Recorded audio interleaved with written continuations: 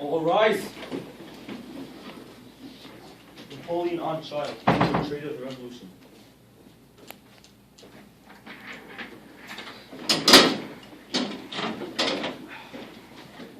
The prosecution will make their opening statement.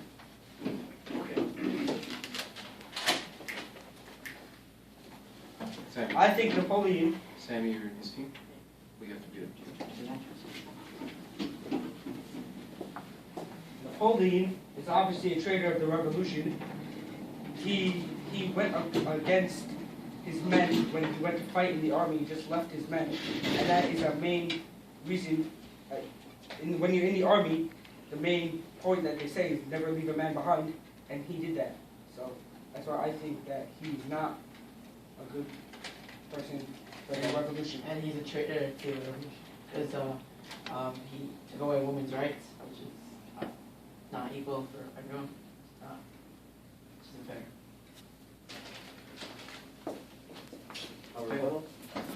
No, you're not making rebuttals. You're making an opening statement.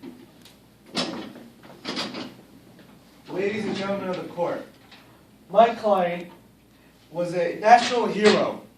He fought for the ideas of the revolution. He himself, he made the first and second class pay taxes, took away their land. He was the reason why the third class stopped rebellion. He ended the reign of terror. He was the one who started making equal paying jobs and made France a society that's not only... Time's up. Time's up. Opening statement, not the case. Opening statement. Not on- Okay, sit. All right, Fence, make an opening statement. Your case, please, go ahead. By defense? Prosecution.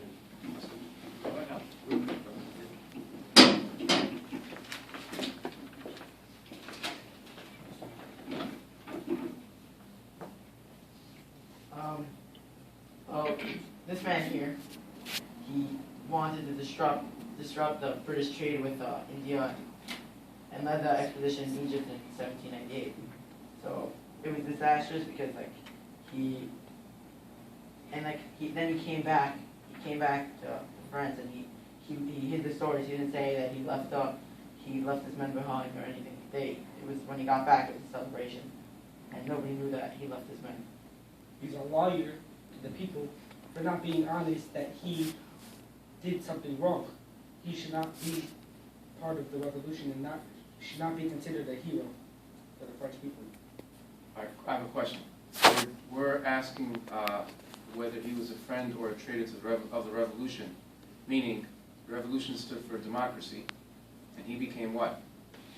In 1802, he just named himself Counselor for Life. Correct. So you have to speak about the fact of whether he was a friend of the revolution in that respect, or an enemy of the revolution, a traitor to the revolution. So clearly, if he's just naming himself a Counselor for Life, how can he be friend if he's just showing, oh, I'm greater than all you guys? And an example for that is he called the Pope down to show that he was going to be king, and he took the crown took it from his hands and just put it on himself. So I'm greater than all you, and nobody's better than me. The whole revolution was to get rid of absolute monarch, and then right away he's crowning himself a monarch. That's not what the revolution is about. He should have, asked the people what they wanted. We should have been, with our government and stuff like that. He made a new code which made the women lose all their rights, and men had power over them. And in a lot of the wars, he won some of his wars, but a lot of them he also lost, and which wasn't good. Okay, time's up. Okay? So, yeah. Let me start by saying that if it wasn't for this man right here, France would be in turmoil. Because of all his laws and all his decrees, France is what it is today.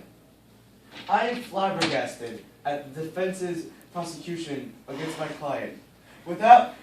His march to Egypt was a success in some sort. Without him, we wouldn't have the Rosetta Stone. We wouldn't be able to translate over thousands of hieroglyphics on the Egyptian walls, on the pyramids, on the Sphinx, on almost ancient Egypt's architecture.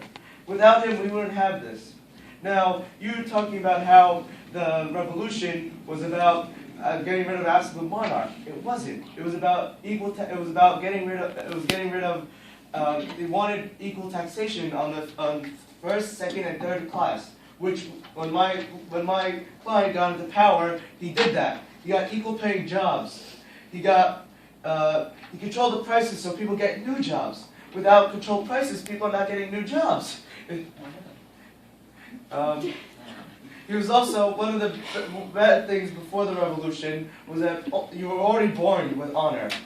Now my client gets to power. You're able to grow and be able to succeed. And in the future, when you do something successful, that's when you get honor.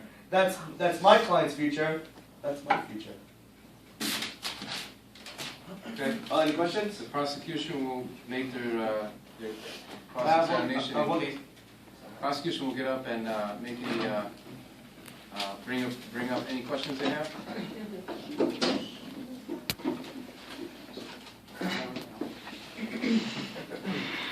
Alright, can I ask you something? It's coming to the thing. Shh. Alright, You so don't have to ask if you can ask them something. Just get up and ask. Alright, so the whole revolution was about equality, right? So how, if it's about equality, does he treat women not equal? Wasn't that the whole point of the revolution? Question? All right. And now you can sit down and let them come up and ask the question. Answer.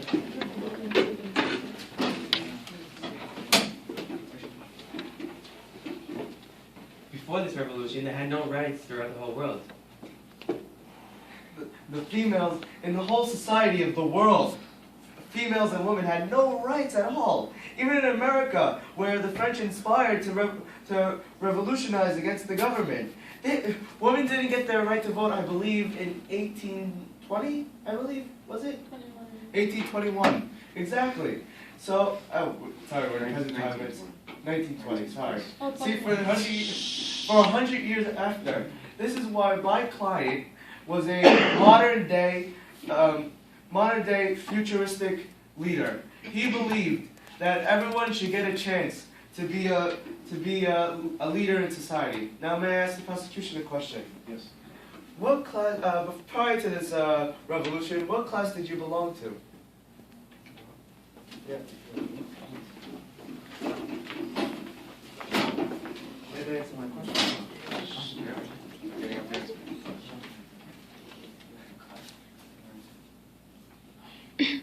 We belong to the class of nobilities, nobles, because we're in the court justice system.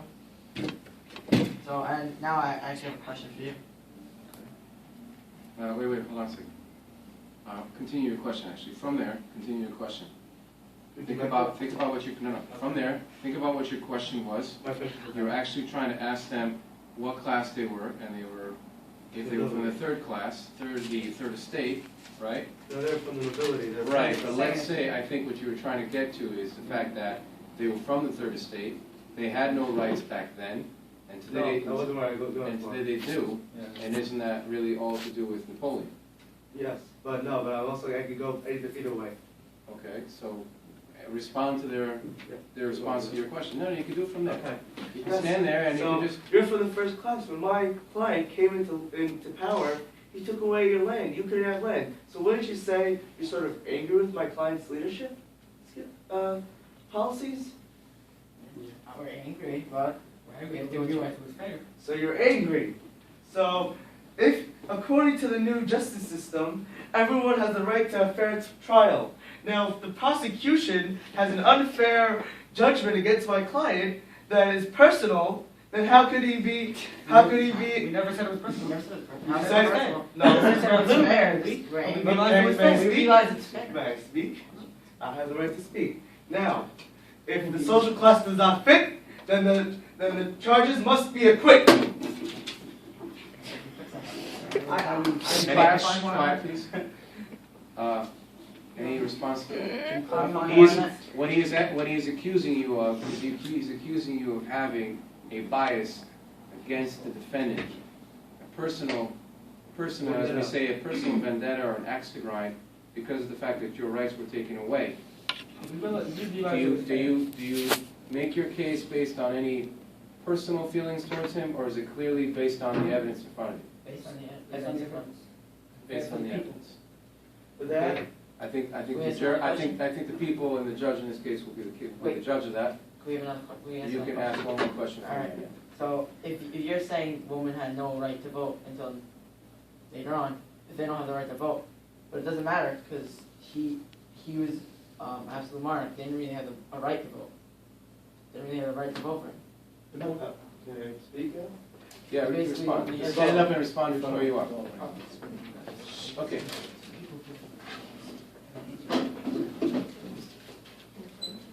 People voted for laws. So if they voted for the laws, then obviously people have the right to vote. So your statement right there makes absolutely no sense. Okay. Because they voted for the laws.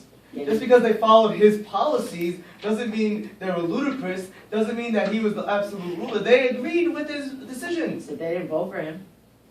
He He took just out- put himself. He took the leader, but the people controlled the laws. So isn't it in a sense sort of a democratic monarchy? He killed the directory and then just made another one by himself. You see, there's no point in that. My client did not kill anyone. If you want to accuse him of saying He didn't kill them, he took them out, he overthrew them. overthrew them, okay, that's a completely different statement. Okay, time is up. Okay, good job. Any trade